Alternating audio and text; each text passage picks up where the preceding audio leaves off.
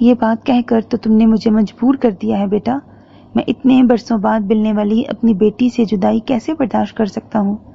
تنویر خان نے جیسے بہت مجبوری کے عالم میں خاکی لفافہ اپنی جیب میں رکھا تھا.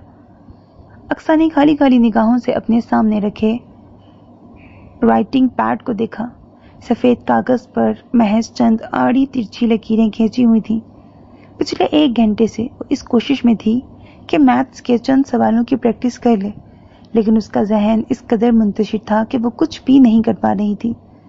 اس کی زندگی اچانک ہی بہت سے غیر معمولی واقعات کا شکار ہو گئی تھی.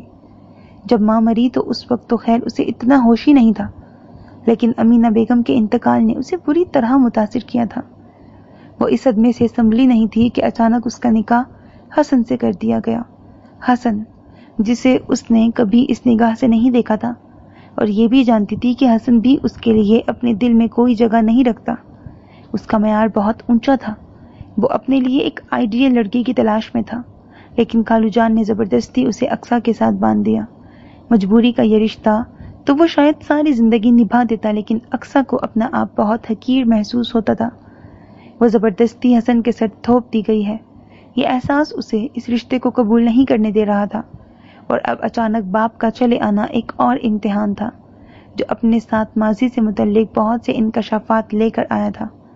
امینہ بیگم اور باقی گھر والوں کی محبت کو دیکھتے ہوئے تنویر خان کی باتوں پر یقین کرنا مشکل تھا، لیکن اقصیٰ کے علم میں ایسے کئی واقعات تھے جہاں طبقاتی فرق نے ایسی کہانیاں جنم دی. خاندانی اور وزادار دکھائی دینے والے لوگ معاشی طور پر کمزور شخص کو اپنے خاندان کا حصہ تسلیم کرنے سے عموماً گریز کرتے ہیں. اقصیٰ کو ان لوگوں کی طرف سے جو پیار ملا تھا، اس کے پیش نظر وہ اپنے باپ کے ساتھ کی جانے والی اس زیادتی کے لیے کسی کا احتساب کرنے کی جرات تو نہیں رکھتی تھی، لیکن اسے اپنے باپ سے ملنے کا حق حاصل تھا، اور اس حق سے وہ ہرگز دستبردار ہونے کے لیے تیار نہیں تھی. تنویر خان کا خیال آتے ہی اسے ایک بار پھر یہ بات یاد آئی کہ جس دن اس نے اسے رقم دی تھی، اس دن کے بعد سے تنویر خان نے اپنی شکل اسے دوبارہ نہیں دکھائی تھی. وہ تشویش کا شکار ہونے لگی. تنویر خان کو ہسپتال جانا تھا چیک اپ کے لیے، اور اقصیٰ ڈر رہی تھی کہ کہیں کوئی بہت زیادہ پریشانی کی بات نہ ہو. اتنے برسوں بعد ملنے والے اپنے باپ کو کھونے کا حوصلہ نہیں تھا اس میں. باپ کی خیریت کی طرف سے پریشانی کے باعث اس کا الجھا ہوا ذہن مزید الجھ کر رہ گیا تھا، یہاں تک کہ وہ اپنے سب سے اہم مقصد کے حصول کے لیے بھی ذہن کو مرکوز نہیں رکھ پا رہی تھی. کہاں تھے آپ 2 دن سے؟ میں اتنی بے چینی سے آپ کا انتظار کرتی رہی، لیکن آپ آئے ہی نہیں. تیسرے دن تنویر خان اپنے مخصوص ٹائم پر ملنے آیا تو اقصیٰ نے بے قراری سے پوچھا، سوری بیٹا، مجھے احساس تھا کہ تم میرا انتظار کر رہی ہوگی، لیکن نہ آنے کا سبب بھی تمہاری خواہش ہی تھی. تم نے کہا تھا کہ میں اپنا چیک اپ ضرور کرواؤں، تو بس اسی سلسلے میں مصروف رہا. ڈاکٹروں نے تو تمہیں معلوم ہی ہے بس لگے رہتے ہیں، یہ ٹیسٹ کروا لو وہ ٹیسٹ کروا لو. اسی بھاگ دوڑ میں یہاں نہیں آ سکا. تنویر خان نے جھٹ معذرت کرتے ہوئے اپنے نہ آنے کی وجہ بیان کی. پھر کیا کہا ڈاکٹر نے؟ اس نے فکر مندی سے پوچھا. بتاتا ہوں، لیکن پہلے کچھ کھانے پینے کے لیے تو لے آؤ. رات سے کچھ نہیں کھایا کہ تم سے ملنے جاؤں گا تو بس تمہارے ہاتھ کا بنا ہوا کھانا ہی جی بھر کے کھاؤں گا. میں ابھی لے کے آتی ہوں. وہ فوراً ہی ڈرائنگ روم سے باہر نکل گئی. تنویر خان اسے دیکھتا رہا. وہ شکل و صورت میں ہی نہیں بلکہ معصومیت میں بھی اپنی ماں کا پرتو تھی. آپ 2 دن سے آئی نہیں، اسی لیے آج میں نے پریشانی میں کوئی خاص اہتمام بھی نہیں کیا. بس آج جو کچھ پکا تھا اسی کے ساتھ گرم گرم پھلکے بنا کر لے آئی ہوں. آپ اتنی دیر سے بھوکے نہیں ہوتے تو کچھ وقت لگا کر کوئی جلدی سے بن جانے والی ڈش ہی تیار کر لیتی. 10 منٹ بعد اقصیٰ بھری ہوئی ٹرے کے ساتھ واپس آئی اور تنویر خان کے سامنے ٹیبل پر رکھتے ہوئے بولی، اقصیٰ باجی، میں نے بڑے صاحب اور حسن بھائی کے میلے کپڑے ان کے کمرے سے نکال لیے ہیں. اگر آپ کو بھی اپنے کپڑے دھلوانے ہیں تو بتا دیں. ملازمہ نے ڈرائنگ روم کے دروازے پر آ کر اقصیٰ کو پکارا. میرے کپڑے تو نہیں، البتہ ایسا کرو، الماری سے نئی بیڈ شیٹ نکال کر میرے بیڈ پر بچھا دو اور پہلے والی دھو دو. اقصیٰ نے اسے ہدایت دی تو وہ سر ہلاتے ہوئے واپس مڑ گئی. یہ میرے یہاں آنے کے بارے میں کسی کو بتا تو نہیں دے گی؟ تنویر خان جو ملازمہ کو بغور دیکھ رہا تھا اس کے جانے کے بعد اقصیٰ سے پوچھنے لگا. بالکل نہیں.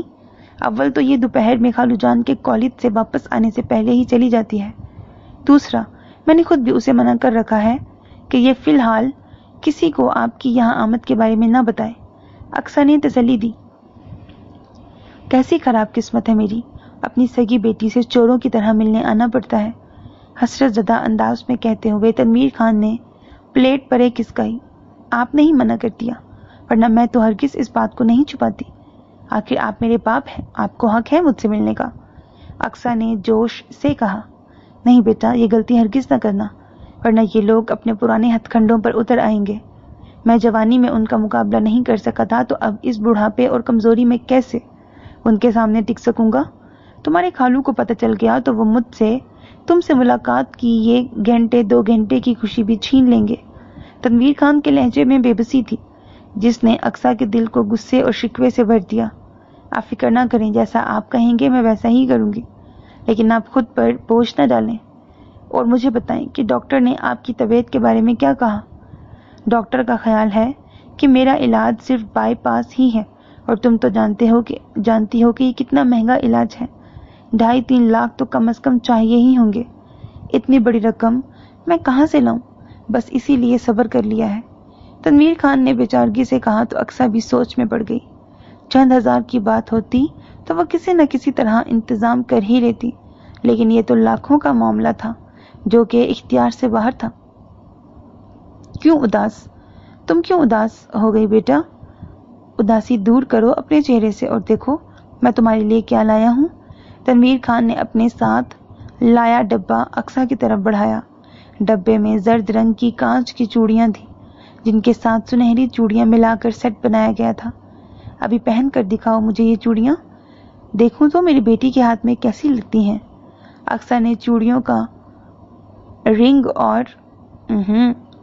کا رنگ اور ڈیزائن اپنے مزاج سے میل نہ کھانے کے باوجود محض باپ کا دل رکھنے کے لیے چوڑیاں پہن لی۔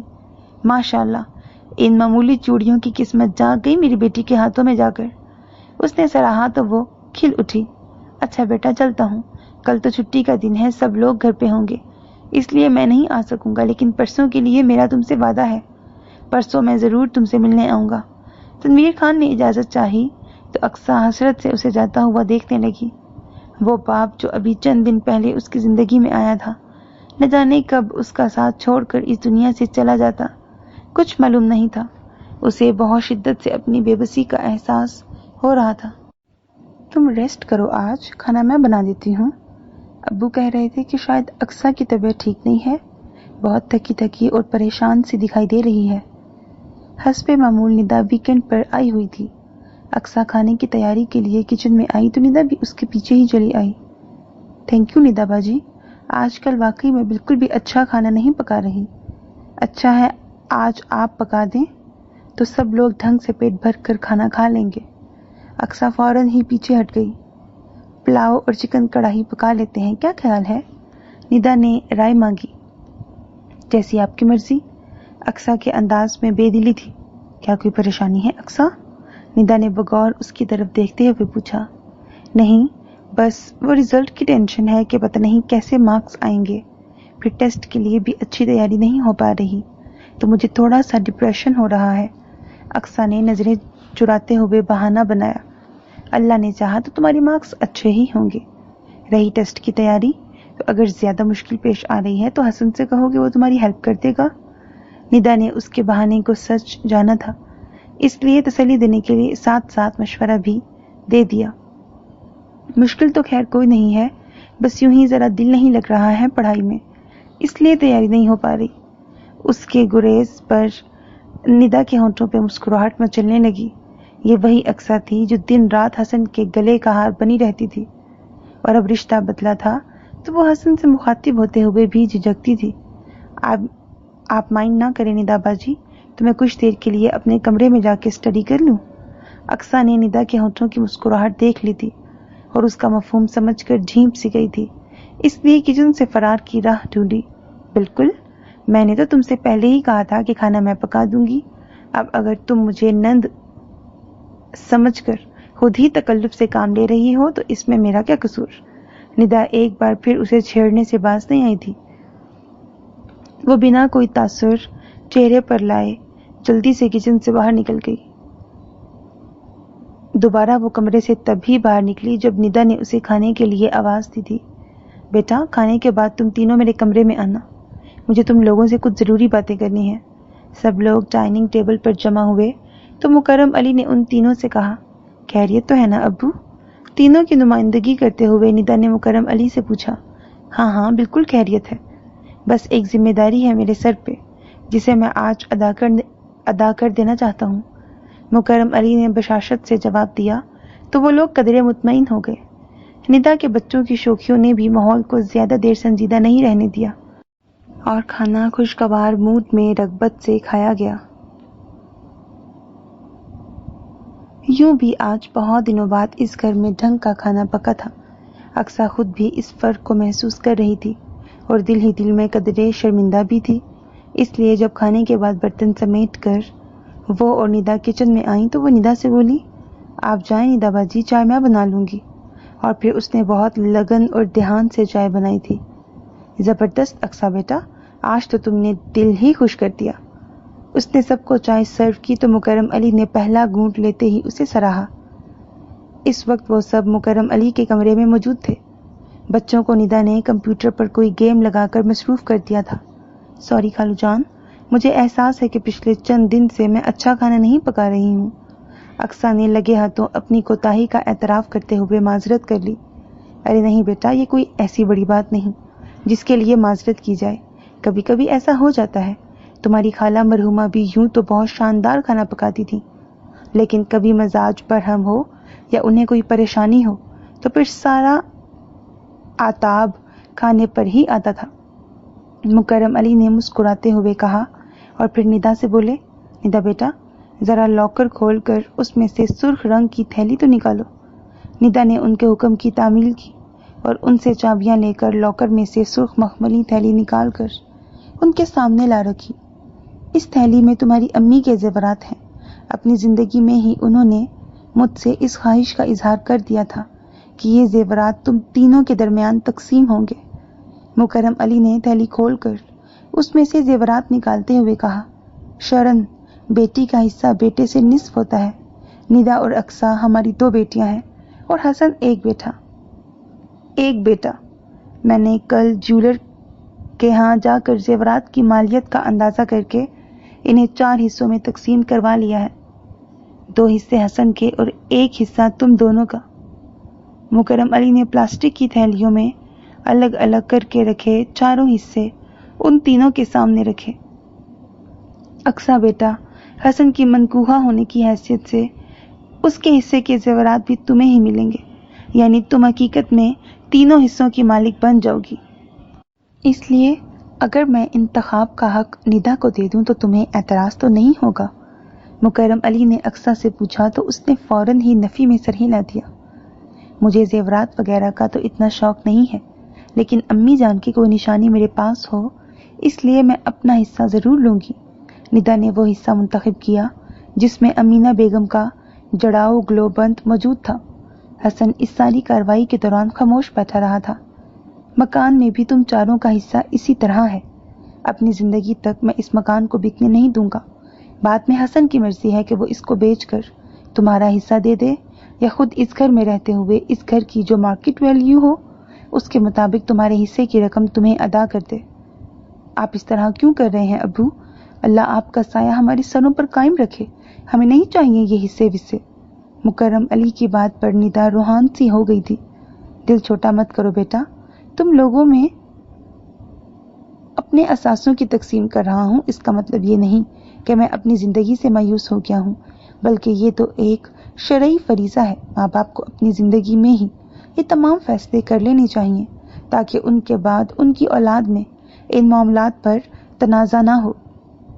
بطور مسلمان تو ہر شخص کا فرض بنتا ہے کہ وہ اپنے پاس موجود مال سے متعلق اپنی زندگی میں وصیت کر دے۔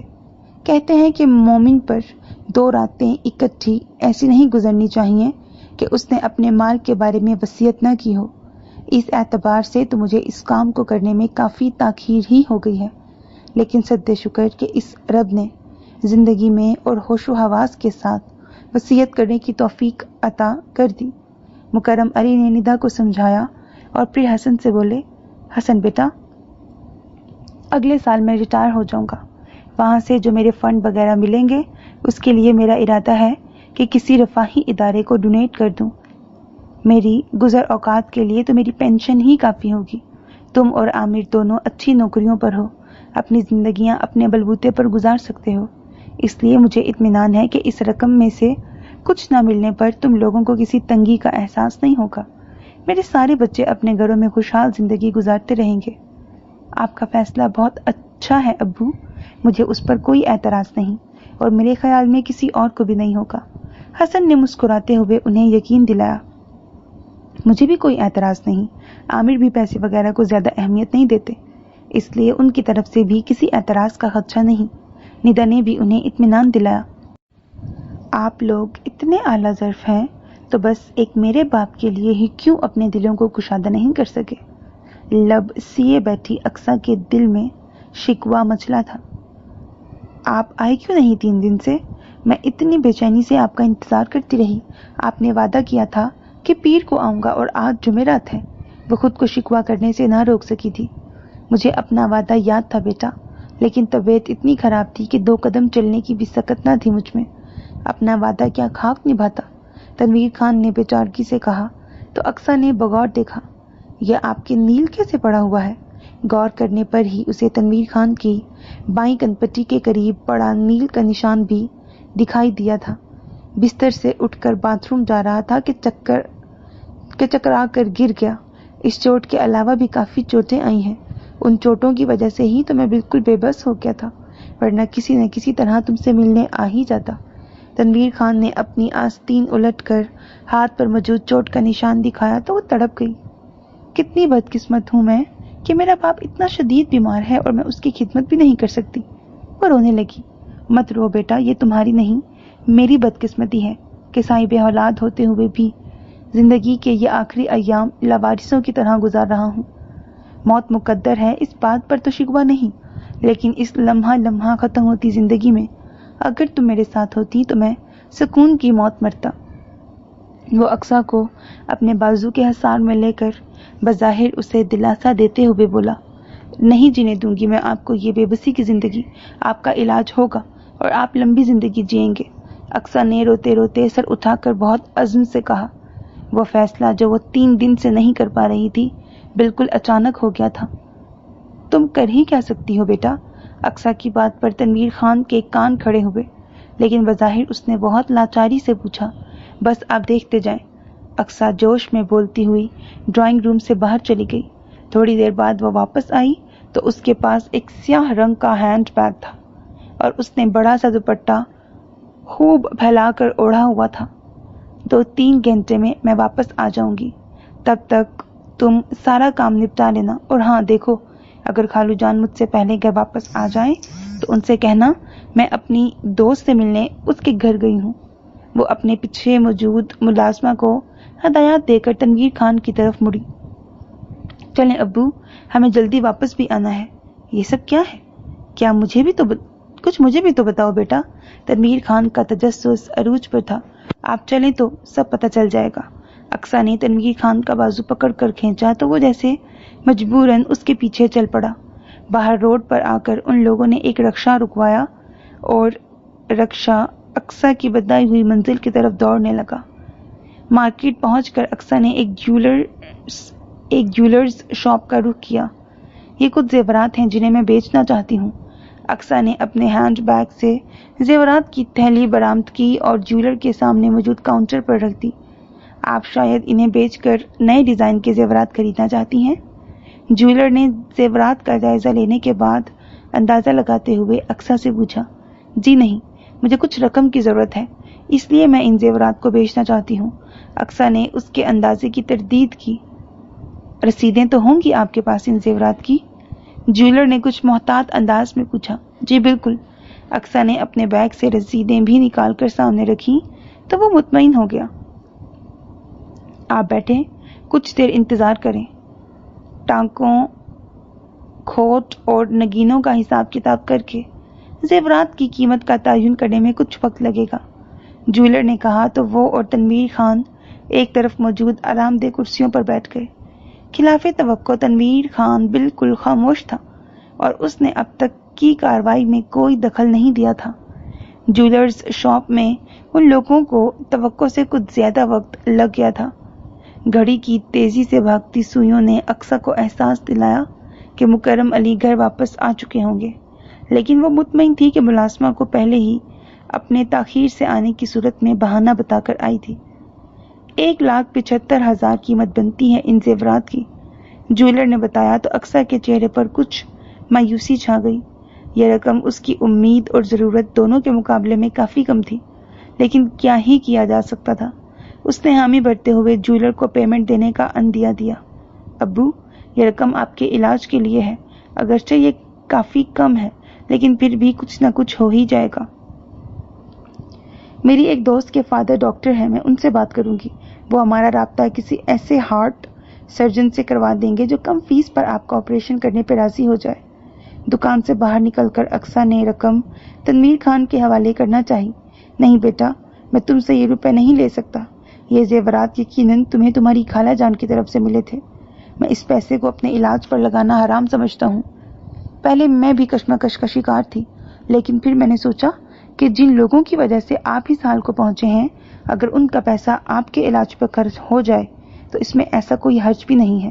ایک طرح سے یہ ان لوگوں کی طرف سے آپ پر کی جانے والی زیادتی کا تاوان ہی ہو جائے گا۔ اقصیٰ نے تنویر خان کے انکار پر توجیہ پیش کی۔ لیکن پھر بھی بیٹا، میں تم سے یہ رقم کیسے لے سکتا ہوں؟ تنویر خان نے ہچکچاہٹ کا مظاہرہ کیا۔ آپ اگر میری خوشی چاہتے ہیں تو آپ کو مجھ سے یہ رقم لینی ہی ہوگی، اقصیٰ نے اصرار کیا۔ تم نے مجھے بے بس کر دیا ہے بیٹا۔ تنویر خان کو ناچار وہ رقم قبول کرنا پڑی تھی۔ اقصیٰ اور یہاں؟ رکشے سے اترتی اقصیٰ کو پہچاننے میں اسے فقط ایک لمحہ ہی لگا تھا، لیکن وہ اس کے ساتھ موجود آدمی کو دیکھ کر تذبذب کا شکار ہو گیا تھا۔ اپنے جاننے والوں کی فہرست میں اس شخص کا نام و نشان بھی موجود نہیں تھا، لیکن اقصیٰ جس طرح اس شخص کے ساتھ موجود تھی، اسے صاف لگ رہا تھا کہ وہ اس کو بہت اچھی طرح جانتی ہے۔ حسن تجسس کے ہاتھوں مجبور ہو کر انہیں دیکھنے لگا۔ وہ آفس سے کسی ضروری کام کے سلسلے میں مارکیٹ تک آیا تھا، لیکن اس حیرت انگیز منظر نے اسے اس کا ضروری کام بھی بھلا دیا تھا۔ اقصیٰ اور وہ شخص ایک جیولرز شاپ میں گئے تھے۔ حسن ان کے باہر آنے کا انتظار کرنے لگا۔ اس کا یہ انتظار بہت طویل ثابت ہوا۔ پچھلے چند روز سے اقصیٰ جتنی ڈسٹرب دکھائی دے رہی تھی، اس منظر کا یقیناً اس سے کوئی تعلق تھا۔ حسن وہ تعلق جاننا چاہتا تھا، اسی لیے صبر سے انتظار کرتا رہا۔ بالآخر اس کا صبر رنگ لے آیا۔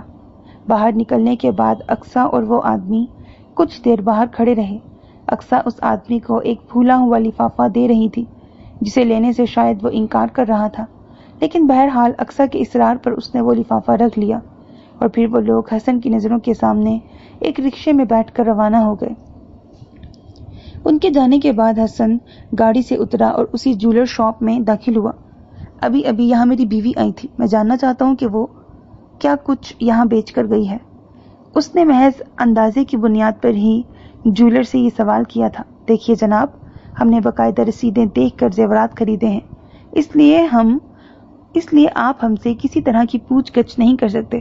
جیولر نے حفظ ما تقدم کے تحت حسن کو آگاہ کیا۔ میں آپ سے پوچھ گچھ نہیں کر رہا، میں صرف یہ چاہتا ہوں کہ آپ وہ زیورات مجھے ایک نظر دکھا دیں۔ وہ زیورات میری ماں کی نشانی ہے، لیکن میری بیوی کو ان کا ڈیزائن پسند نہیں، اس لیے وہ بہت دنوں سے انہیں بیچنے پر زور دے رہی تھی۔ اگر آپ نے مجھے وہ زیورات دکھا دیے تو میں انہیں خود خرید لوں گا۔ میرے خیال میں آپ کو تو اس بات سے کوئی فرق نہیں پڑتا، آپ نے تو وہ زیورات کسی نہ کسی کو بیچنے ہی ہیں۔ حسن نے جیولر کو مطمئن کرنے کے لیے بہانہ بنایا، جس پر اسبات میں اس نے سر ہلاتے ہوئے اپنے ساتھی کو زیورات لانے کو کہا۔ میں نے ان سے کہا تھا کہ اگر وہ نئے ڈیزائن کے زیور لینا چاہتی ہیں تو میری شاپ سے لے سکتی ہیں، لیکن انہوں نے کہا کہ انہیں رقم کی ضرورت ہے، اس لیے وہ زیورات بیچ رہی ہیں۔ جیولر نے مزید بتایا، ہاں، وہ چاہتی ہیں کہ گھر کا فرنیچر وغیرہ چینج کر کے نئے سرے سے گھر کا انٹیریئر کیا جائے۔ اسے اس سلسلے میں رقم چاہیے تھی، لیکن چونکہ میں انکار کر رہا تھا، شاید اسی لیے اس نے یہ راستہ ڈھونڈا۔ حسن شرمندہ سا بہانوں پر بہانے بنا رہا تھا۔ آج کل کی لڑکیاں ایسی ہی عاقبت نا اندیش ہیں، ظاہری شوشے میں گھر لٹا کے رکھ دیتی ہیں۔ بھلا بتاؤ، सास ने कितने चाव से जेवर चढ़ाया होगा बहू को, और बहू ने जरा सी ख्वाहिश की खातिर मियाँ के इल्म में लाए बगैर बेच डाला। शॉप पर मौजूद 2 गाहक खवातीन में से एक उम्र रसीदा खातून ने तबसरा किया। उस दौरान ज्वेलर ने जेवरात हसन के सामने रख दिए थे। हसन ने फौरन ही शनाख्त कर लिए। अपनी माँ की निशानी को इतनी बेदर्दी से और बिला इजाजत बेच देने पर उसे अक्सा पर शदीद गुस्सा आने लगा। अगर आप ये जेवरात खरीदना चाहते हैं तो 2.5 लाख रुपए अदा कर दें, मैं ये सारा जेवर आपके हवाले कर दूंगा। ज्वेलर, जिसने अक्सा की कम उम्री और ना तजर्बाकारी को देखते हुए जेवरात की कीमत बहुत कम लगाई थी, जेवरात के लिए हसन की बेकरारी देखकर अय्यारी से बोला, ठीक है, फिलहाल मैं आपको 50,000 पेमेंट कर सकता हूँ। आप मुझे रसीद बना दें, कल मैं आपको बाकी की रकम देकर ये जेवरात ले जाऊंगा। हसन ने अपना क्रेडिट कार्ड निकाल कर ज्वेलर के सामने रख दिया। उसके कार्ड में फिलहाल इतनी ही अमाउंट की गुंजाइश थी। ज्वेलर ने उसे रसीद बनाकर दे दी तो वो शॉप से बाहर निकल आया। फिलहाल उसने ऑफिस वापस जाने का इरादा तर्क कर दिया था, इसलिए ऑफिस कॉल करके अपने ना आने की इत्तला दी और घर की तरफ रवाना हो गया। वो अपनी गली से कुछ फासले पर था तो उसने अक्सा को रिक्शे से गली के कोने पे उतरते देखा। हसन के नजदीक आने से पहले रिक्शा रवाना हो चुका था। वो वहां से पैदल चलकर घर की तरफ जाती अक्सा के करीब जन से गाड़ी निकाल कर ले गया और गेट पर पहुंचकर जोरदार हॉर्न दिया।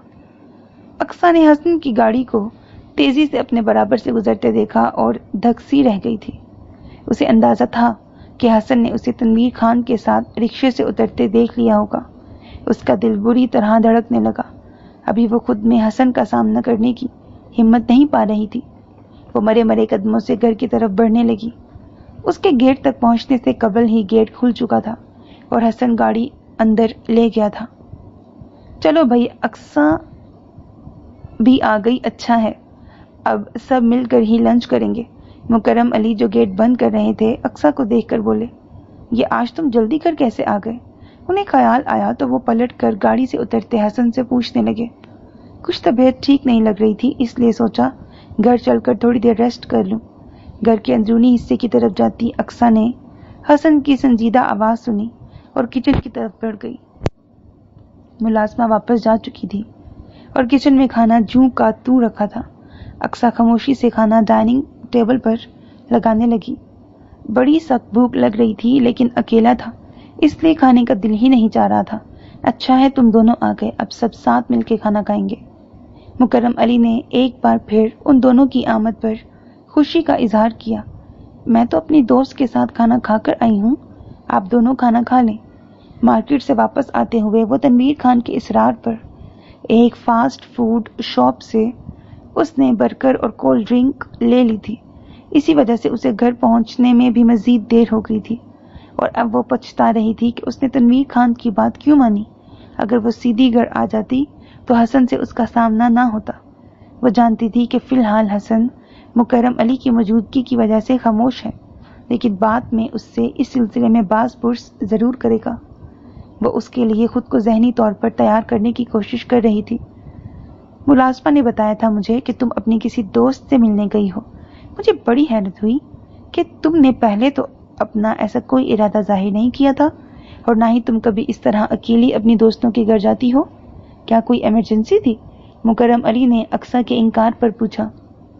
जी हाँ, उसकी अम्मी की तबीयत खराब थी और वो अकेली घबरा रही थी, इसलिए जब उसने फोन करके अपने घर आने पर इसरार किया तो मैं मना नहीं कर सकी। अक्सा ने बहाना बनाया, लेकिन उसके चेहरे से घबराहट साफ जाहिर थी, जिसे हसन ने बतौर खास नोट किया। अच्छी बात है, जरूरत के वक्त दोस्त ही दोस्त के काम आते हैं। अक्सा की घबराहट को नोट तो मुकर्रम अली ने भी किया था, लेकिन वो यही समझे थे कि वो बिना इजाजत जाने पर खौफ से घबरा रही है, इसलिए उसकी तशफ़ी के लिए नरम लहजे में बोले। लेकिन हसन की खुद पर जमी निगाहों को महसूस करती अक्सा को माथे पर उभरने वाले पसीने के कतरों को बार बार टिश्यू पेपर से साफ करना पड़ रहा था। अक्सा सारा दिन मुंतजिर रही थी कि हसन उससे तनवीर खान के मुतल्लिक किसी किस्म का इस्तफसार करेगा, लेकिन हसन की तरफ से मुकम्मल खामोशी थी। दूसरे दिन वो अपने मामूल के मुताबिक ऑफिस नहीं गया था। अक्सर डरती रही कि कहीं उसकी मौजूदगी में ही तनवीर खान उससे मिलने न आ जाए, लेकिन खैर रही। हसन अपने मामूल से तकरीबन 1 घंटा लेट घर से रवाना हुआ था। इस दौरान काम वाली लड़की ने आकर सफाई वगैरह का काम शुरू कर दिया था। जब वो सफाई के लिए हसन के कमरे में गई थी तो हसन ने उससे कुछ सवालात किए थे।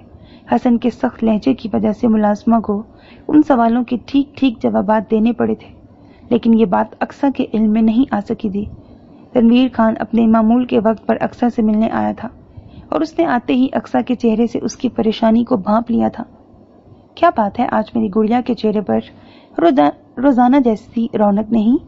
उसने पूछा तो वो कल के वाकये के बारे में तनवीर खान को आगाह करने लगी। मेरा ख्याल है उसने तुम्हें और मुझे एक साथ रिक्शे में नहीं देखा होगा, या फिर हो सकता है कि देखा भी हो तो ये ख्याल किया हो कि तुम्हारी दोस्त के घर से कोई तुम्हें छोड़ने आया है, इसीलिए उसने तुमसे किसी किस्म की पूछताछ नहीं की। पूरी बात सुनने के बाद तनवीर खान ने ख्याल जाहिर किया जो किसी हद तक अक्सा को भी दुरुस्त महसूस हुआ। बहरहाल अगर तुम्हें परेशानी है तो आइंदा मैं यहाँ आने से पहले तुम्हें फोन कर लिया करूंगा, ताकि अगर कोई घर में मौजूद हो तो मुझे बता दो और मैं यहाँ ना आऊं। अक्सा ने इस बात में सर हिलाते हुए तनवीर खान को घर का टेलीफोन नंबर दे दिया था। मैं सोच कर आया था कि आज तुम्हें अपने साथ अपने घर लेके चलूंगा, ताकि अगर कभी तबीयत की खराबी की वजह से मैं तुमसे मिलने यहाँ ना आ सकूं तो तुमको मेरा हाल मालूम करने वहां आ सको। तनवीर खान ने अपने प्रोग्राम के बारे में बताया तो अक्सा तजब्जुब में पड़ गई। कल वो तनवीर खान के साथ बाहर गई थी तो अच्छी खासी परेशानी उठानी पड़ी थी। अब आज फिर बाहर जाती तो जाने क्या सूरत हाल पेश आती।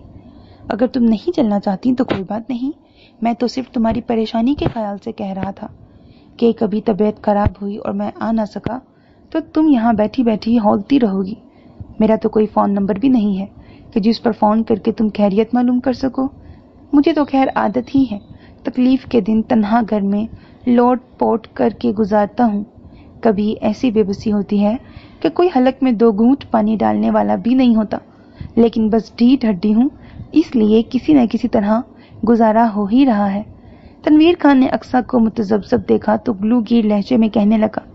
अक्सा बाप की बेबसी का ये किस्सा सुनकर रह न सकी और साथ जाने के लिए तैयार हो गई। घर से रवाना होने से पहले उसने मुलाजमा को बताया तो उसने कुछ कहने के लिए लब खोले, मगर फिर चुप हो गई। तनवीर खान उसे शहर के जिस हिस्से में ले गया वो तंगो तारीक गलियों और छोटे छोटे मकानात पर मुश्तमिल था। गलियों में जा बजा गंदगी के ढेर, ठहरा हुआ पानी और नंग धड़ंग बच्चे दिखाई दे रहे थे। ये है तुम्हारे बाप का गरीब खाना, जो तुम्हें अच्छा तो यकीनन नहीं लगेगा, लेकिन मेरी मजबूरी है कि मैं अपने रहने के लिए बस यही जगह अफोर्ड कर सकता हूँ। एक छोटे से मकान का ताला खोलते हुए तनवीर खान ने कहा। अक्सा ने मकान में दाखिल होकर उसका जायजा लिया। एक कमरे और सहन पर मुश्तमिल इस मकान के दरो दीवार में अजीब सी वहशत रची हुई थी। मकान में मौजूद मुख्तसर सा सामान समेट कर रखा गया था।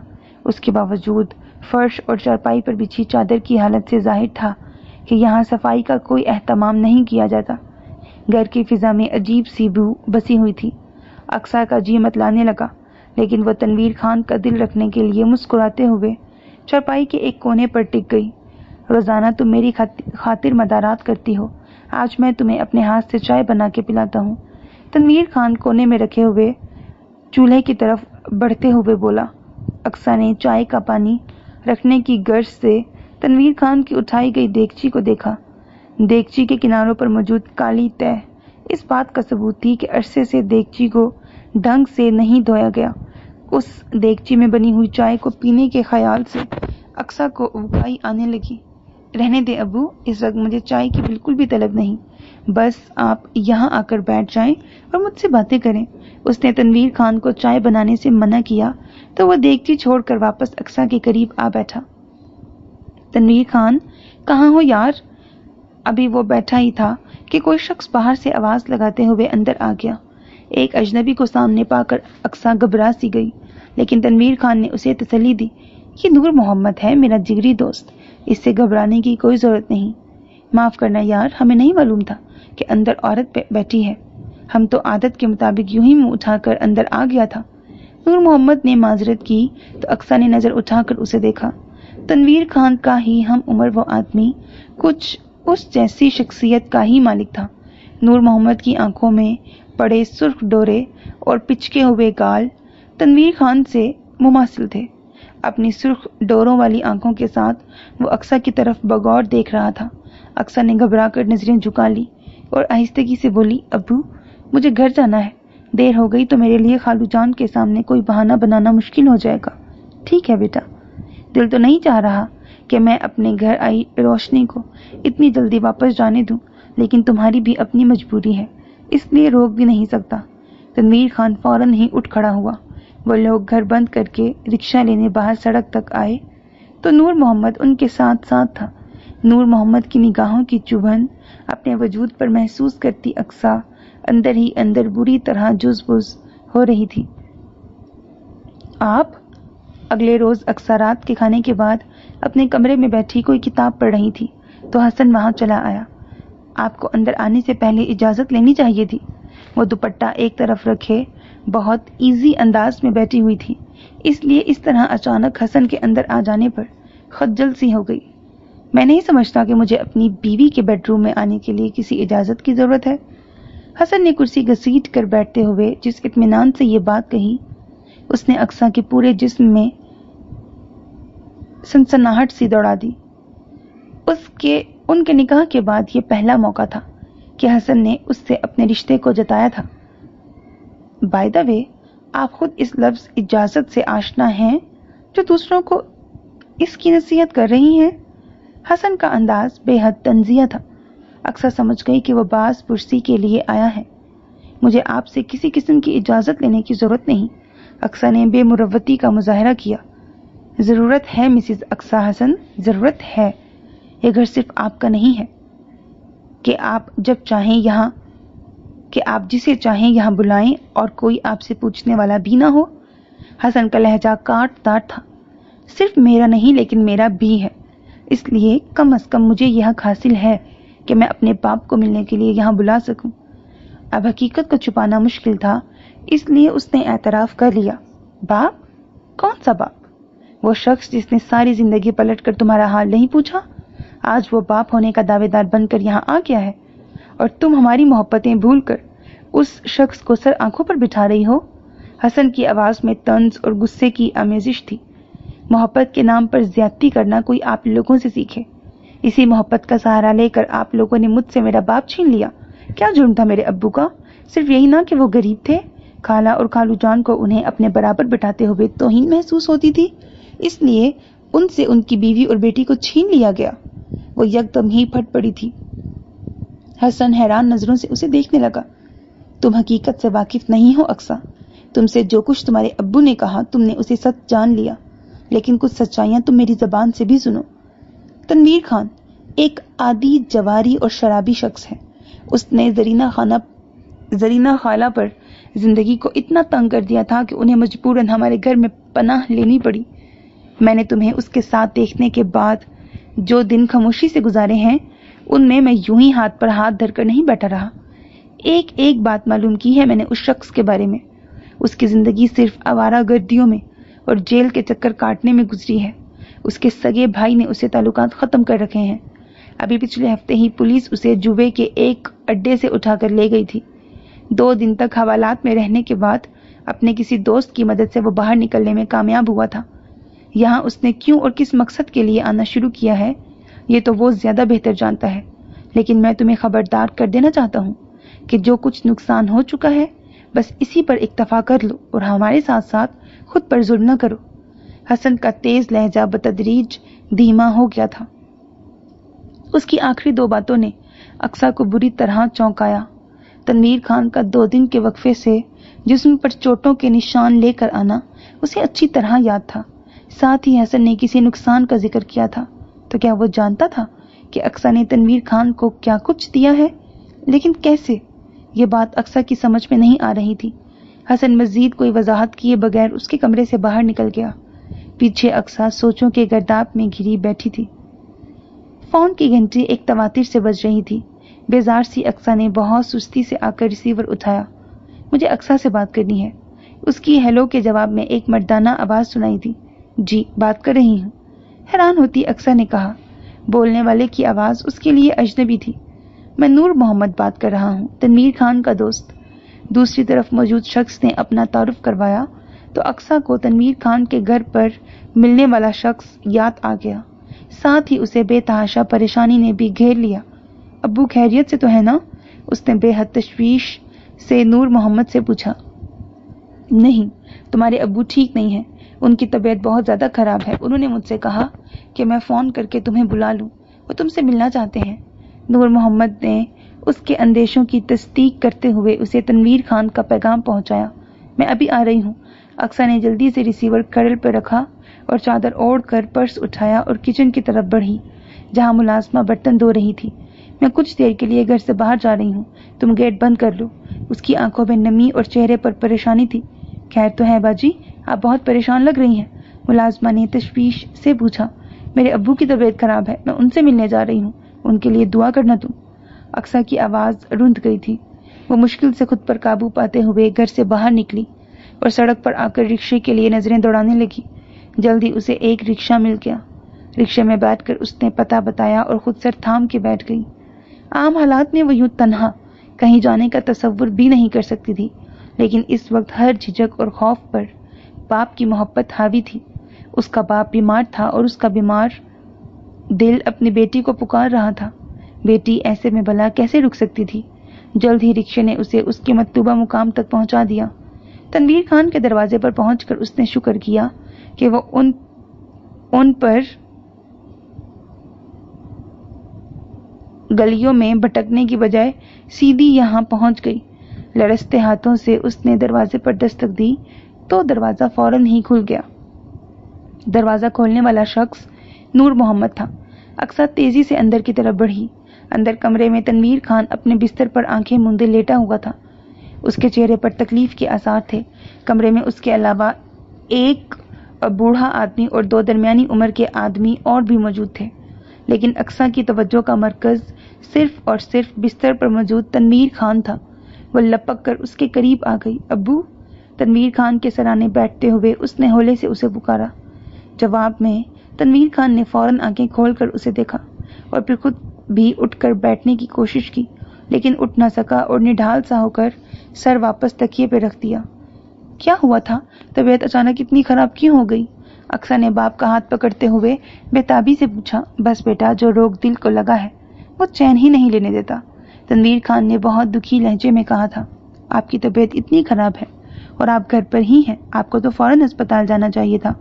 اقصیٰ نے تنویر خان کے چہرے پر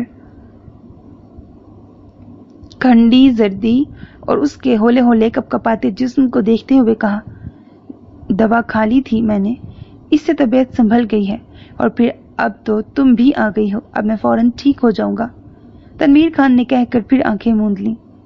کل لے گیا تھا میں اسے ڈاکٹر کے پاس، ڈاکٹر کا کہنا ہے اس کی حالت بالکل بھی ٹھیک نہیں ہے، جلد از جلد آپریشن ہونا چاہیے اور اس میں بھی بہت خطرہ ہے، پتہ نہیں آپریشن میں اس کی جان بچ بھی سکے گی یا نہیں۔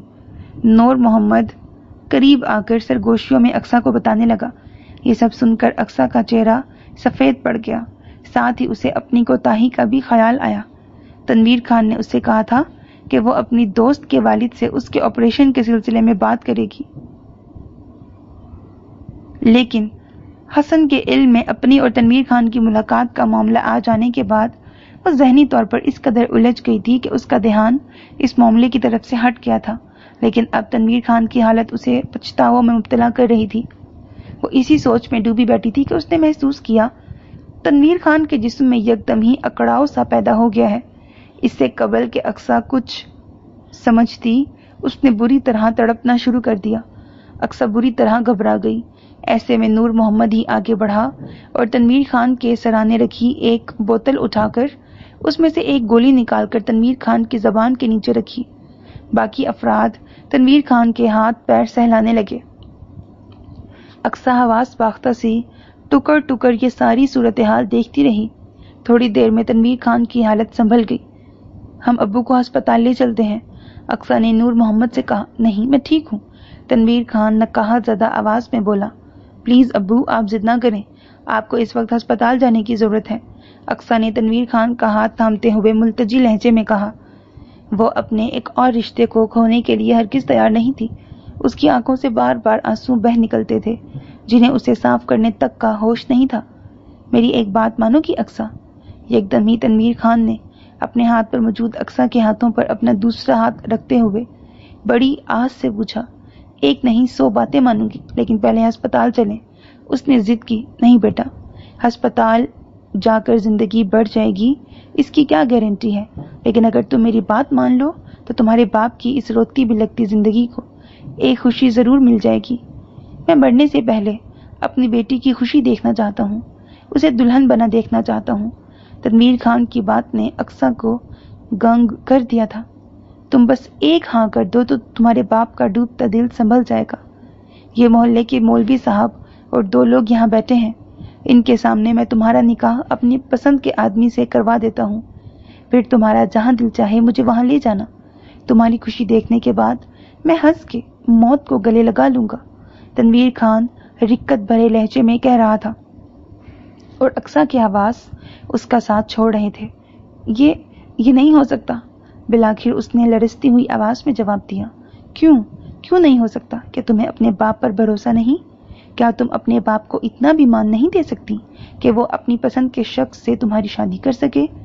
یا پھر تم مجھے اس لائق ہی نہیں سمجھتی کہ میں تمہاری زندگی کے بارے میں کوئی ایک فیصلہ ہی کر سکوں؟ تنویر خان کا سانس پھولنے لگا تھا۔ یہ بات نہیں ہے ابو، لیکن میں مجبور ہوں، میرا نکاح حسن سے ہو چکا ہے۔ اقصیٰ کے انکشاف نے کمرے میں موجود افراد پر سکتہ طاری کر دیا تھا۔ تنویر خان، تو نے مجھے دھوکہ دیا ہے، اپنی پہلے سے نکاحی بیٹی کا لالچ دے کر مجھ سے اتنی بڑی رقم اینٹ لی تو نے۔ اس ساکت ماحول کو نور محمد کی غصے سے بھرپور آواز نے توڑا تھا، جو اپنی بات کہنے کے بعد تنویر خان کی طرف لپکا تھا۔ شدید بیماری کا ناٹک کرنے والا تنویر خان پھرتی سے بستر چھوڑ کر کھڑا ہو گیا تھا۔ اب وہ اور نور محمد ایک دوسرے کے ساتھ گتھم گتھا تھے اور اقصیٰ ساکت سی کھڑی یہ منظر دیکھ رہی تھی۔ مجھے ابھی اور اسی وقت میری رقم واپس کر۔ تو نے اس رقم سے اپنی بیٹی کا سودا کیا تھا میرے ساتھ۔ تو بیٹی مجھے نہیں دے سکتا، اسی لیے سودا کینسل، فوراً میرا پیسہ نکال۔ نور محمد مغلظات بکتا ہوا زور زور سے جو کچھ کہہ رہا تھا وہ اقصیٰ کے کانوں میں پگھلے ہوئے سیسے کی طرح اتر رہا تھا۔ اسے یقین نہیں آ رہا تھا کہ وہ شخص جس کی محبت میں وہ سب کی محبتوں سے منحرف ہو گئی تھی، اس نے اسے بیچ ڈالا تھا۔ نور محمد اور تنویر خان کے درمیان جھگڑا جاری تھا۔ وہاں موجود افراد اس جھگڑے کے درمیان بیچ بچاؤ کی کوشش کر رہے تھے، لیکن دونوں ہی افراد پر جنون طاری تھا۔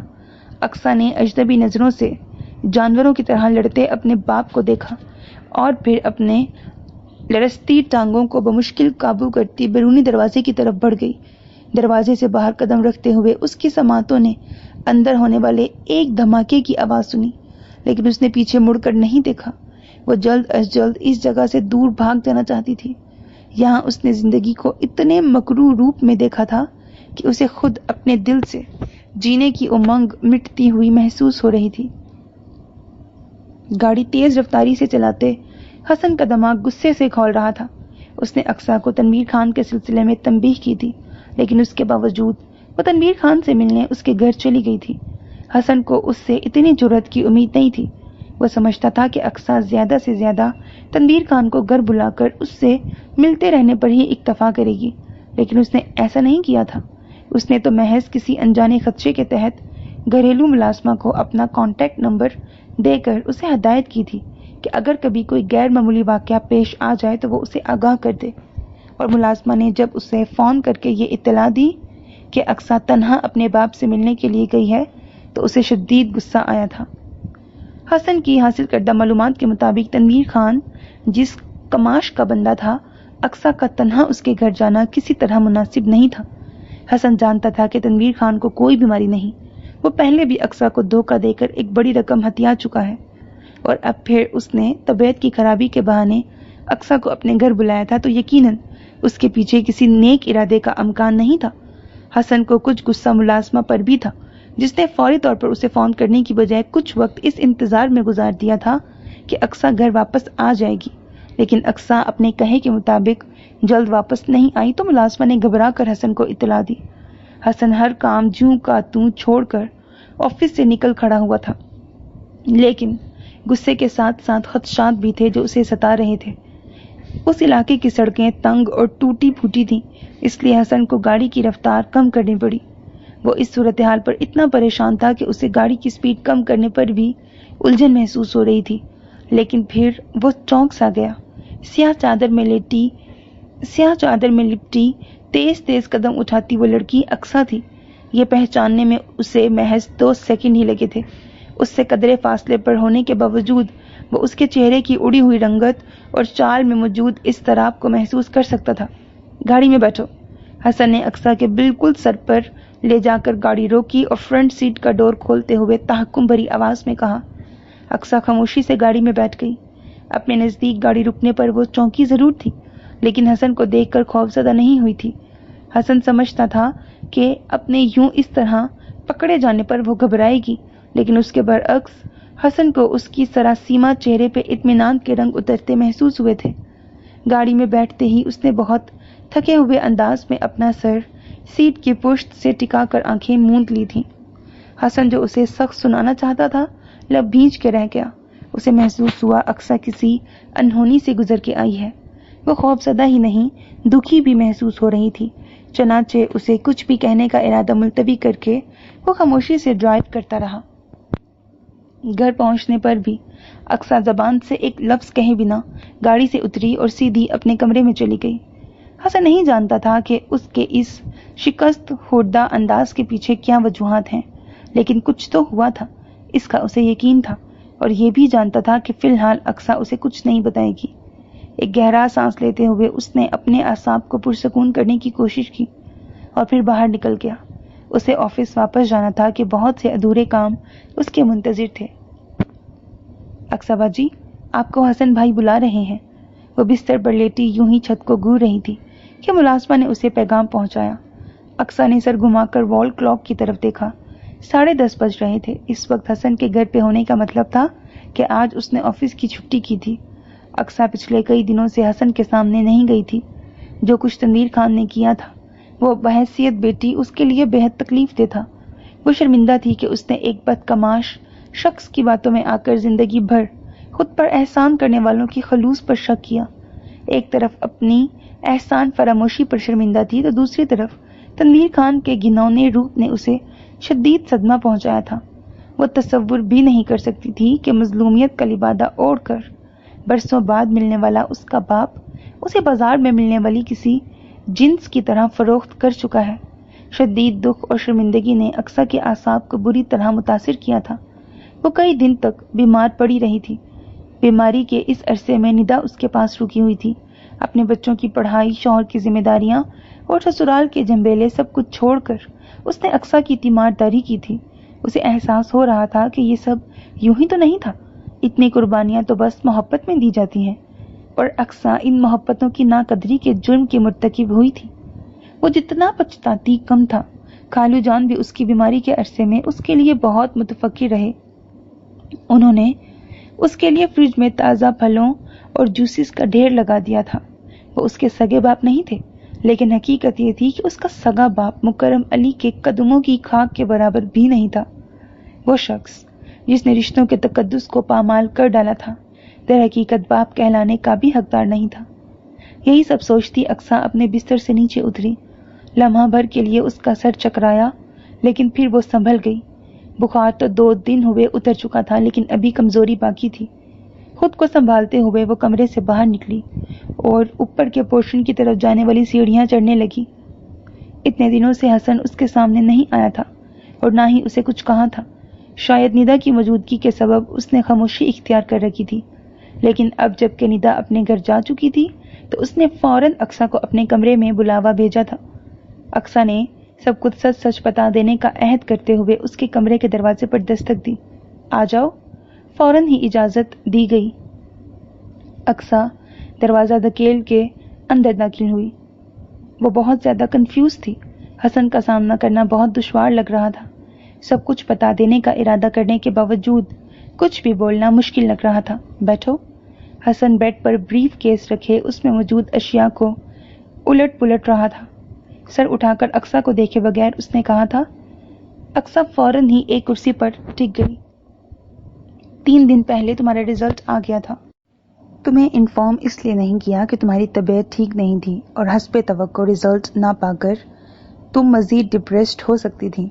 हसन ने बेहद संजीदगी से उसे जो इत्तला दी वो आम हालात में यकीनन उसके लिए बहुत संगीन साबित होती, लेकिन अब तो वो ऐसे हालात से गुजर आई थी कि ये बात मामूली ही महसूस हो रही थी। हम सब जानते हैं कि एन एग्जाम्स के दिनों में अम्मी की वफात और अचानक निकाह ने तुम्हें जिस जहनी कर्ब में मुब्तला किया था उसके असरात तुम्हारे रिजल्ट पर भी पड़े हैं। लेकिन तुम फिक्र ना करो, मैंने मालूमात हासिल कर ली हैं। 1-2 अच्छी प्राइवेट यूनिवर्सिटीज़ हैं जो टेस्ट की बुनियाद पर एडमिशन देती हैं। अभी तुम्हारे पास कुछ दिन हैं, तुम तैयारी कर लो। टेस्ट क्लियर हो गया तो तुम्हारा एडमिशन हो जाएगा। अक्सा जिन बातों की उम्मीद लेकर यहाँ आई थी, हसन उसके बरखिलाफ मसले को डिस्कस कर रहा था। अक्सा की आंखों से आंसू बहने लगे। ये वो शख्स था जिसकी जात की वो पिछले कई महीनों से नफी कर रही थी और वो उसकी नाकामी को भी कामयाबी में बदल देना चाहता था। तुम रो क्यों रही हो? मैंने कहा है ना कि तुम्हारा एडमिशन हो जाएगा, बस तुम टेस्ट की तैयारी कर लो। हसन अपने हिसाब से अक्सा के रोने का जो मतलब समझा था उसी के मुताबिक उसे तसल्ली देने लगा। आप मुझे माफ कर दें, मैं आपकी इन नवाजिशों की हकदार नहीं हूँ। अक्सा ने रोते रोते बड़ी मुश्किल से ये जुमला अदा किया। फजूल बातें मत करो, मैं जो कुछ कर रहा हूँ अपने दिल की खुशी से कर रहा हूँ। ये कोई नवाजिश नहीं, तुम्हारा हक है। हसन ने आहिस्ता से उसे डपटा। आप नहीं जानते, आपको नहीं मालूम मैं कितनी बुरी लड़की हूँ।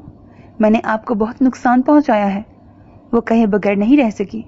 खाला जान का जो जेवर खालू जान ने मुझे दिया था, मैंने वो सारा बेच डाला और उस शख्स के हवाले कर दिया जो हरगिज भी उसका हकदार नहीं था। उस शख्स ने बाप के रूप में मुझे धोखा दिया। आप जानते हैं कि उस शख्स ने मेरे साथ क्या किया? उसने मेरी कीमत वसूल कर ली। अगर मैं आपके निकाह में नहीं होती तो वो उस रोज अपने बदमाश दोस्त से जबरदस्ती मेरा निकाह पढ़वा देता। वो रोते हुए उसे उस दिन की हर बात बताने लगी जब वो तनवीर खान और नूर मोहम्मद के दरमियान होने वाली हाथापाई का फायदा उठाकर वहां से भाग निकली थी। हसन खामोशी से सब कुछ सुनता रहा। ये लो, पानी पी लो। उसने एक ही सांस में सब कुछ कह डाला था और अब बुरी तरह हिचकियां ले ले कर रो रही थी। हसन ने पानी से भरा ग्लास उसके लबों से लगाया तो वो चंद घूंट लेकर संभल गई। अलबत्ता इतना सब कुछ जान लेने के बाद भी हसन का यूं पुरसकून रहना उसे हैरत में मुब्तला कर रहा था। तभी उससे पूछ बैठी, आपको ये सब जानकर गुस्सा नहीं आया? ये सब जो तुमने आज बताया है, इनमें से बेशतर बातें मैं पहले से जानता हूँ और सच ये है कि उस वक्त मुझे बहुत गुस्सा भी आया था, खसूसन अम्मी का जेवर बेचने वाली हरकत पर। लेकिन फिर मैंने खुद को तुम्हारी जगह रखकर हालात का तज्जिया किया तो तुम्हारा अमल मुझे इतना गलत महसूस नहीं हुआ। एक नादान और जमाने की चालाकियों से नावाकिफ लड़की का तनवीर खान के जाल में फंसना, वो भी इस सूरत हाल में कि वो उसका बाप था और बहुत सी मोहब्बतों के बावजूद उस लड़की के दिल में बाप की मोहब्बत के लिए हुड़क मौजूद थी। कोई बहुत अनहोनी बात नहीं थी। बस फिर मेरा गुस्सा खत्म हो गया। यूं भी तुम्हारे लिए मेरे दिल में इतनी जगह है कि मैं तुम्हारी बड़ी से बड़ी गलती को भी माफ करने का हौसला रखता हूँ। हसन के आखिरी जुमले पर अक्सा के दिल ने अचानक ही एक बीट मिस की, लेकिन फिर उसे बहुत सी हकीकतें याद आ गईं। आप बहुत अच्छे हैं। हालात के तहत आपको जबरदस्ती मुझसे बांधकर आपके साथ शदीद ज्यादती की गई है। मैं जानती हूँ आप किसी बहुत शानदार लड़की से शादी करना चाहते थे और मैं तो किसी लायक ही नहीं हूँ। सब लोगों ने जबरदस्ती मुझे आपके सर मुंड दिया है, लेकिन मैं नहीं चाहती कि आप गले पड़ा ये ढोल जरूर ही बजाएं। आपको जब आपकी पसंद की लड़की मिले तो आप जरूर उससे शादी कर लीजिएगा। खालू जान और निदाबाजी को मैं खुद राजी कर लूंगी। वो बहुत मुदब्बिर बनी हसन से कह रही थी। Thank you very much Aqsa, तुमने तो मेरी मुश्किल आसान कर दी। मैं सोच ही रहा था कि तुम्हें इस बारे में किस तरह बताऊं। हसन ने ममनूनियत से कहा, यानी आपने सचमुच कोई लड़की पसंद कर ली है? अक्सा को दिल में कुछ चुभा था। पसंद कर ली है? ये जुमला कुछ गलत है। वो लड़की मुझे खुद ब खुद ही पसंद आ गई है। तुम्हें याद है ना, मैं कहता था कि मुझे बस उस लड़की की तलाश है जिसे देखकर मेरा दिल खुद से यस बोल उठे, और मुझे वो लड़की मिल गई। हसन के चेहरे पर मौजूद खूबसूरत मुस्कुराहट उसकी अंदरूनी खुशी का पता दे रही थी। कौन है वो, मुझे भी मिलवाएं? खुद पर जबर करते हुए अक्सा हसन की खुशी का साथ देने की पूरी कोशिश कर रही थी। मिल भी लेना, लेकिन फिलहाल तो उसकी तस्वीर देख लो। हसन अपने सामने पड़ा ब्रीफ केस खोलने लगा। अक्सा सांस रोके उसे ब्रीफ केस से वो सफेद लिफाफा निकालते देखती रही जिसमें हसन के कहे के मुताबिक उसकी मनपसंद लड़की की तस्वीर मौजूद थी। अक्सा का दिल चाहा कि वो उठकर भाग जाए, लेकिन वो खुद पर जब्त किए बैठी रही। उस पर बिल्कुल अचानक ही ये इंकशाफ हुआ था कि वो हसन की जिंदगी में अपने सिवा किसी और को बर्दाश्त नहीं कर सकती थी, लेकिन उसने ये जानने में बहुत देर कर दी थी। सामने बैठा शख्स उसका शौहर था, जिस पर उसका शरई और कानूनी हक होते हुए भी वो कोई हक नहीं जता सकती थी। उसने ये सारे हकूक खुद अपने हाथों ही गंवाए थे। लरसते हाथों से हसन का थमाया हुआ लिफाफा पकड़कर उसने उसमें मौजूद तस्वीर को बाहर निकाला। तस्वीर धुंधली थी और वह तस्वीर में मौजूद लड़की के गुलाबी लिबास के सिवा कुछ भी नहीं देख पा रही थी। यकदम ही उसे एहसास हुआ कि तस्वीर धुंधली नहीं बल्कि धुंध उसकी अपनी आंखों में उतरी हुई है। उसने हाथ की पुश्त से आंखों में आए आंसू साफ किए और एक बार फिर तस्वीर की तरफ देखा। इस बार उसे बहुत जोर का झटका लगा। तस्वीर में गुलाबी जोड़े में मौजूद लड़की वो खुद थी। ये तस्वीर यकीनन उन तस्वीरों में से एक थी जो उनके निकाह वाले दिन आमिर ने उतारी थी। क्या हुआ, तुम्हें मेरी पसंद नहीं आई? हसन ने उसकी हालत से महजूज होते हुए पूछा। आप मेरे साथ मजाक कर रहे हैं? अक्सा नाराजगी से कहते हुए उठ खड़ी हुई। ये मजाक नहीं, मेरी जिंदगी का सबसे बड़ा सच है। हसन उसके मुकाबिल जा खड़ा हुआ। लेकिन कैसे? अक्सा अभी भी उलझी हुई थी। कैसे? ये तो मुझे खुद भी नहीं पता, बस बिल्कुल अचानक ही ये सब कुछ हो गया। मैं तो सिर्फ अब्बू का मान रखने के लिए उस निकाह पर राजी हुआ था, लेकिन जब निकाह के बाद तुम पर पहली नजर डाली तो दिल यकदम ही यस बोल उठा। मेरे लिए तो खुद ये एक इंकशाफ ही था, लेकिन मैंने उसे फौरन कबूल कर लिया। सच को कबूल कर लेने में आफियत होती है, लेकिन तुमने मुझे बड़ा सताया, हर बार मुझे रद्द करती रही। अगर मैं तुम्हें इतनी अच्छी तरह ना जानता होता तो तुम्हारे इन रवैयों का कोई ऐसा सबब समझ बैठता जो तुम्हारे हक में यकीनन अच्छा ना होता। अक्सा ने हसन की मुबहिम बात का मफहूम बहुत अच्छी तरह समझा था और अंदर ही अंदर थरा गई थी। वाकई अगर हसन को उस पर किसी किस्म का कोई शक हो जाता तो उनके दरमियान मौजूद रिश्ता कायम रहना मुश्किल था। मैंने कभी आपको रद्द नहीं किया, मैं तो हमेशा यही समझती रही कि आपने अपनी मर्जी के बगैर मुझे कबूल किया है और मैं किसी बोझ की तरह आपकी जिंदगी में शामिल नहीं होना चाहती थी। आपसे मुझे हमेशा मोहब्बत मिली थी और मैं इस मोहब्बत को नागवारी और मजबूरी में बदलता हुआ नहीं देख सकती थी। बस इसलिए वो सब कुछ करती चली गई जो आपका दिल दुखाने का सबब बना। दोनों हाथों की उंगलियां आपस में फंसाए वो झुकी हुई नजरों से वो कह रही थी, मैंने हमेशा तुम्हें मोहब्बत दी है और हमेशा देते रहना चाहता हूँ। क्या तुम मोहब्बत के इस सफर में मेरी हमसफर बनना पसंद करोगी? हसन ने उसका हाथ अपने हाथ की गिरफ्त में लेते हुए पूछा। अक्सा की नजरों के साथ सर भी झुक गया। उसके चेहरे पर इतने खूबसूरत रंग फैले कि जबान से किसी लफ्ज के अदा करने की जरूरत ही नहीं पड़ी। उन रंगों को दिलचस्पी से देखते हुए हसन उसका हाथ पकड़े पकड़े आगे बढ़ा और अपनी अलमारी के सामने जा खड़ा हुआ। हसन ने अलमारी खोलकर एक बॉक्स निकाला और अक्सा के हाथों में थमाया। ये क्या है? वो जरा की जरा हैरान हुई।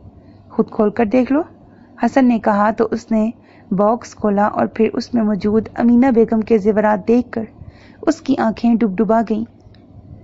ये आपको कैसे मिले? जवाबन हसन ने उसे ज्वेलर शॉप पर देखने से लेकर जेवरात दोबारा खरीदने की तमाम तफसील सुना डाली। ये सब सुनकर अक्सा खुद पर बिल्कुल भी काबू नहीं रख सकी और हसन के शाने से सर टिकाकर रो पड़ी। हसन अपने दूसरे हाथ से उसके बालों को सहलाते हुए तसल्ली देने लगा। अक्सा के आंसू उसे तकलीफ दे रहे थे। वो कभी भी उसे दुखी नहीं देखना चाहता था।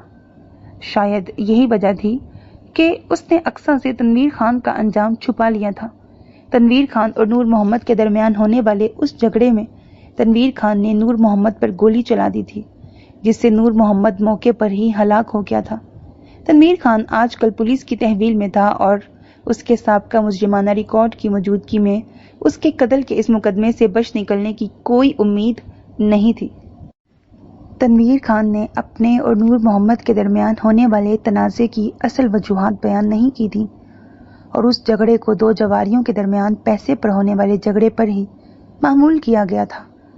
موقع پر موجود باقی 3 افراد نے بھی اس معاملے میں اپنی زبانیں بند رکھی تھیں اور تھانے کچہری کے چکر میں پڑنے کی بجائے خود کو الگ رکھنا ہی مناسب سمجھا تھا۔ یوں اس سارے قصے میں اقصیٰ کا نام کہیں نہیں آیا تھا، جس کے لیے حسن اللہ کا شکر گزار تھا۔ اقصیٰ اس کی بیوی تھی اور وہ اس کی کسی کوتاہی کو اپنے سگے باپ اور بہن کے علم میں بھی نہیں آنے دینا چاہتا تھا۔ اچانک گیٹ پر کسی گاڑی کے رکنے اور پھر ہارن کی آواز سنائی دی۔ حسن نے ہاتھ بڑھا کر کھڑکی کا پردہ ہٹایا اور باہر جھانکا۔ نصرت پھپھو اور عصمت پھپھو آئی ہیں۔ باہر دیکھتے ہوئے اس نے اقصیٰ کو اطلاع دی تو وہ رونا بھول کر ایک جھٹکے سے اس سے الگ ہوئی۔ رک جاؤ نا یار، اچھا ہے میری دونوں پھپھیاں یہ منظر دیکھ لیں تو نکاح کی طرح رخصتی بھی ابھی کھڑے کھڑے ہی انجام پا جائے گی۔ حسن نے اقصیٰ کو تنگ کرنے کے لیے اس کا ہاتھ مضبوطی سے تھام لیا۔ رخصتی میرے ٹیسٹ کے بعد کروا لیجیے گا، وہ گھبرا کر جلدی سے بولی تھی۔ نہیں بھائی، تمہارا کوئی بھروسہ نہیں، بعد میں تم رخصتی کی تاریخ اپنی تعلیم مکمل ہونے تک کے لیے بڑھوا لوگی۔ حسن نے اس کا ہاتھ نہ چھوڑا۔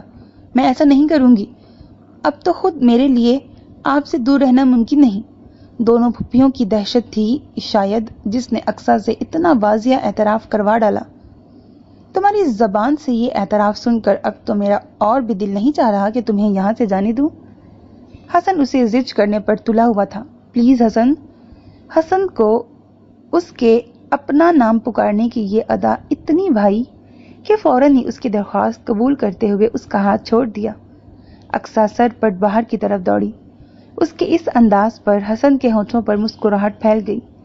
سادگی اور معصومیت کا امتزاج یہ لڑکی اس کی رگے جان سے بہت قریب تھی، اور وہ دن دور نہیں تھا جب اپنی خوشبو اس کے کمرے میں چھوڑ کر جانے والی لڑکی خود یہاں آ کر بس جاتی۔ ان لمحوں کا تصور کر کے حسن کو اپنے دل میں خوشیوں کی بارات اترتی محسوس ہوئی۔ ختم شد۔ سو میرے عزیز listener, this was the end of the novel. Hope that you like it. اپنا بہت خیال رکھیے گا نیک تمناؤں کے ساتھ. اللہ حافظ. And don't forget to subscribe to my channel because that's how you can encourage me. And that's the only kind of support and encouragement which I want from all of you. Allah Hafiz.